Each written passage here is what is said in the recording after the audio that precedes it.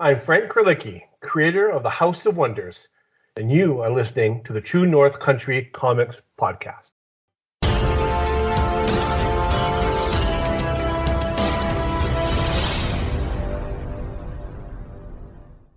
Welcome to the True North Country Comics podcast, dedicated to promote Canadian comic book and graphic novel creators and supporters.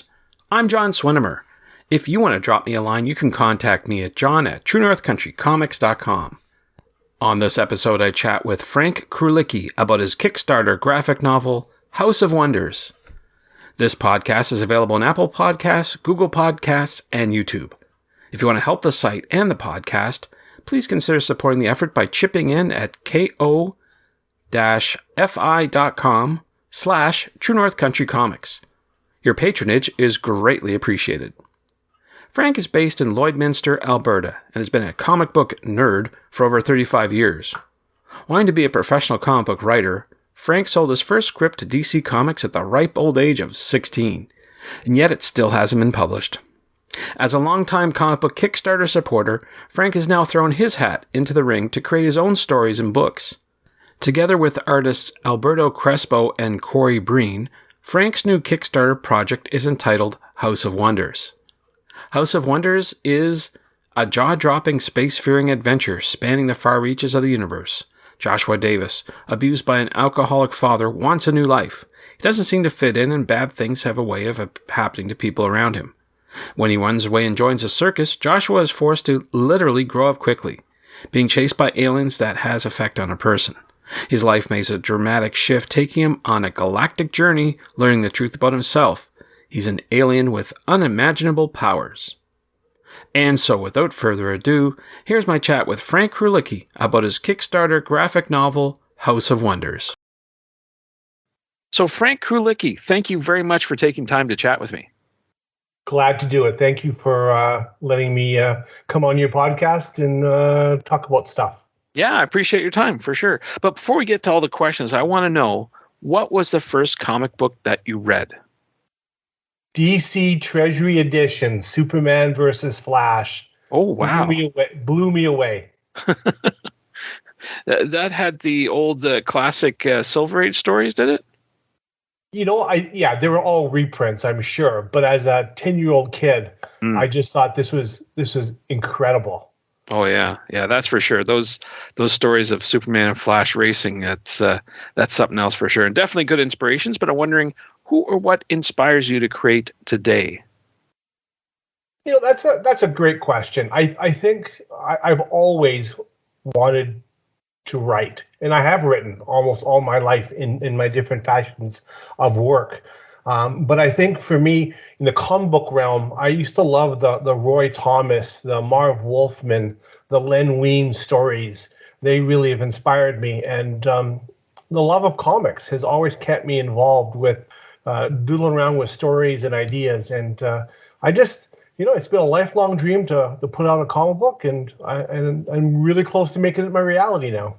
There you go. Yeah, that's definitely something to say proudly, that you've made something like that. So let's get talking right about this. This is your latest graphic novel project. It's called House of Wonders. I wonder if you could talk about the story and maybe what inspired you to create it. The House of Wonders has been a story that's been kicking around in my head for a long time. Not this summer, but the summer before. My wife and I went on a weekend retreat at a lake, just the two of us. And that's kind of where working with her as a sounding board kind of got the basis for where I wanted to take it. If there's a theme for this book, and it doesn't sound very comic booky, but the theme really is, what is different? I've always been one of those guys, a kid growing up, just a square peg in a round hole. And that theme resonates within me. And I'm a child of the 80s comic books. Mm-hmm. That's, for me, was the golden age. I know it's not the golden age, but for me, those were the years. And so combined with my love of those, especially DC 80s books, the idea of being different, and why do people fear what they don't understand? And so with that in mind, I wanted to create something that told a great story and had a good, not lesson, but just someone could pick it up and say, I can relate to that. And I hope that's what the House of Wonders is going to provide, along with some great entertainment.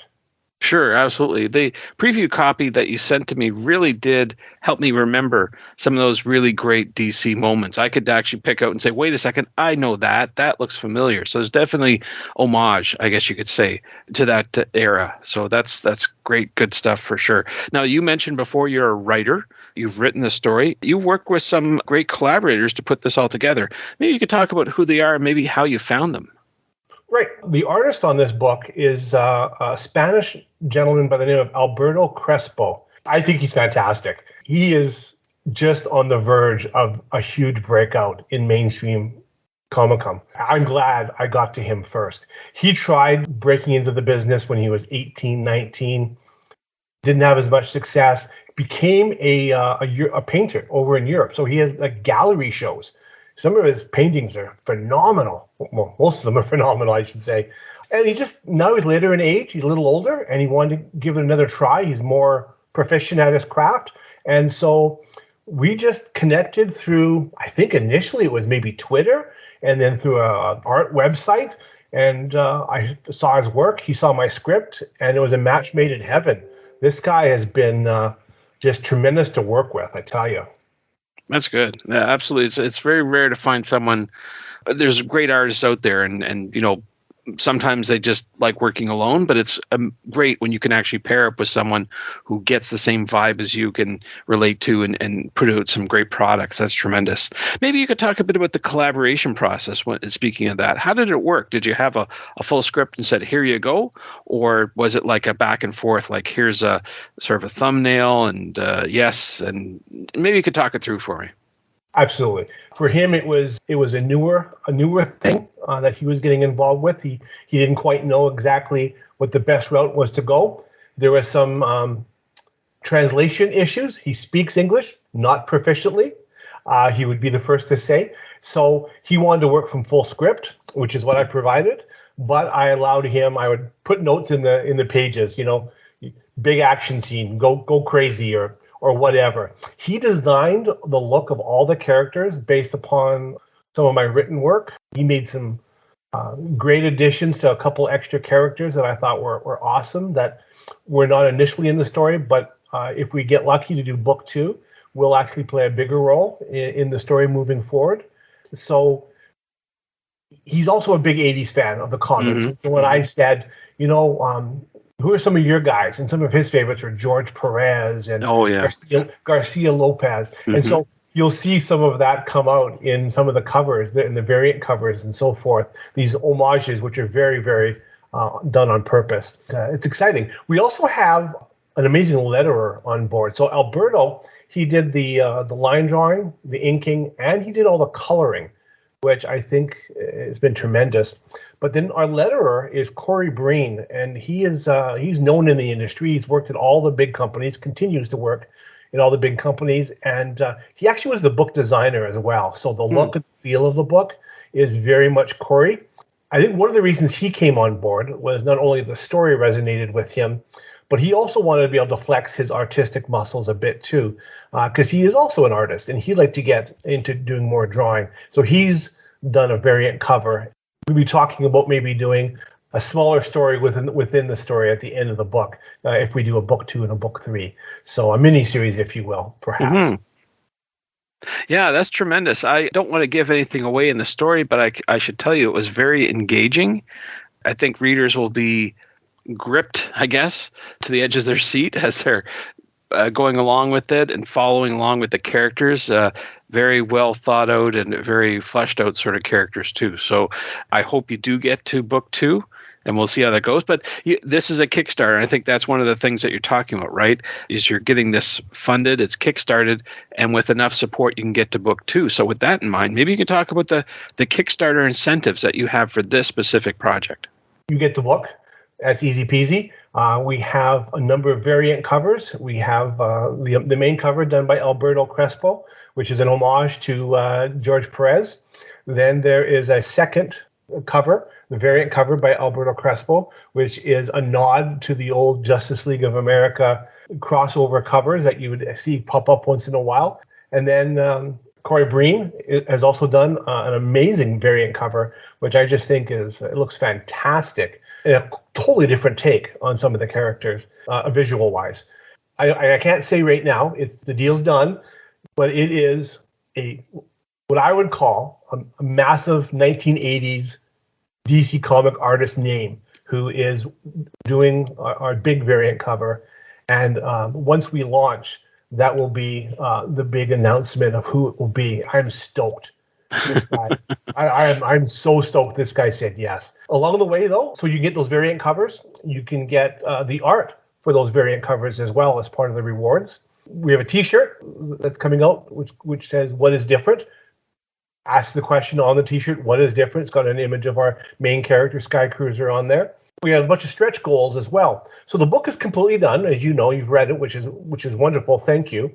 And so we're just actually raising money. We need $6,000 to print it, and we'll be good to go. We're hoping to get more than that, and to incentivize that, we have a bunch of stretch goals. So we have bookmarks for some of the stretch goals. We have buttons. We have stickers. And then as we get up, we have more and more extra pages. We have another story we want to tell that we'll put in the book. We'll do hardcover. Lots of different stretch goals to hopefully push us up and over the $6,000. The fellow who's doing the big variant cover is also giving us the art. And so that will be the big ticket item as well as a reward if someone wants that. You can and if you simply want a digital copy, there's room to get that as well. Well, it's all exciting, that's for sure. Well, I want to ask you a little bit, dig a little bit deeper. Now, I know from talking to other creators that we're in this paper shortage issue, and it's not just affecting the comic book industry, but many others. As an independent creator, and you're doing your own Kickstarter, how are you approaching this paper shortage? Are you seeing it as a factor when you're trying to put your books together? Absolutely. And I'm trying to find the right window to get the book to be kickstarted so that we can get it out without delay. I have, and I don't say this as a matter of pride, I backed like over 58 Kickstarters. I was Kickstarter guy when Kickstarter began. I loved backing everyone's stuff, and I longed one day maybe I could do this, and now I'm at that point. And so I'll be honest with you, sometimes I still haven't gotten my book from 8 years of waiting. Sometimes I get it really quickly. And I want to be one of those guys who meets the deadline. And that's just who I am ethically. We've built in a timeline that we think, even with the paper shortage, our printer, he assures us we'll have it by March. So we get this funded. So by the middle of December, we'll be able to go by the middle of January and have the books hopefully in people's hands no later than the end of March, although we are saying it could be till May. So we have to put that wiggle room in, but I want to hit that deadline because like everything's done. Good. Well, it sounds like you got it under control and you're doing promotion for it. Like here we are talking about the book, but I'm wondering, do you have any other plans for promotion? Will you be attending any conventions or festivals to promote the book? Sure, going to try. Absolutely. Right now, not a lot of conventions this time of year, especially around where we are. But as time goes on, that is a definite for sure. I will have the book for sale. We'll have the T-shirt, buttons, sticker, all those types of things. And hopefully we'll have a preview of book 2 and maybe something else that's coming down the pike as well. Speaking of that, I know we've been talking about House of Wonders, but is there anything else on your list of projects that you can talk about for the coming year? Working on a book with another artist. He's put out a couple books already, again in Europe, different artists. I can't say the name because it hasn't cleared copyright yet, but it's an underwater superhero adventure team. Interesting. It starts in World War II, and it works its way up to present day. It's a pretty fun story. That's what it sounds like, for sure, yeah. Yeah, I'm a big fan of old war movies and things, and even the funny ones, like the TV show Hogan's Heroes. And so it's a compilation of all those things thrown into one. Sounds good. Well, Frank, wondering if there's a website that you recommend that people go to find out about your current and your future projects. Yeah, so right now you can go to me on Twitter. If Twitter still exists as of tomorrow. Fingers crossed. Yeah. Exactly. It's at Cutting Edge Comics. You can get me at CrewFrank as well. It's KRUFRANK. Both of you will get me on Twitter.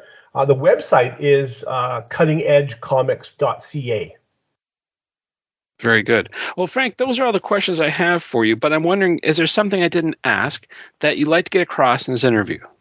All I want to say is A House of Wonders is a jaw-dropping spacefaring adventure spanning the far reaches of the universe. It's a wonderful story with beautiful pictures. It's packaged well, and I just want to get it into the hands of people. There's nothing more frightening to a creator than giving birth to something and nobody sees it. And I'm not here to make a lot of money on it. I don't care if I make any money off of it. I just want people to see it, and hopefully people will enjoy it. And I want to get an opportunity to do book 2 and book 3 and other projects that are passionate to me. Thanks to Frank for the chat. You can discover more about Frank on Instagram at KRUFRANK50 and on Tumblr at Cutting Edge Comics. You can check out House of Wonders on Kickstarter. And thanks to you for listening to the True North Country Comics podcast. If you haven't done so already, please subscribe to and like this podcast on Apple Podcasts. And please leave a good rating. Also check out the TrueNorthCountryComics.com website and follow along on Tumblr at True North Country Comics. True North Country Comics is now on YouTube. Please like and subscribe to that video channel and hit the notification button. Please send your feedback to John at TrueNorthCountryComics.com. And if you want to help the site and the podcast, please consider supporting the effort by chipping in at ko-fi.com/True North Country Comics. Your patronage is greatly appreciated. Thanks again for listening, and come back soon for another episode. Bye for now. True North Country Comics Podcast is copyright True North Country Comics, copyright 2022.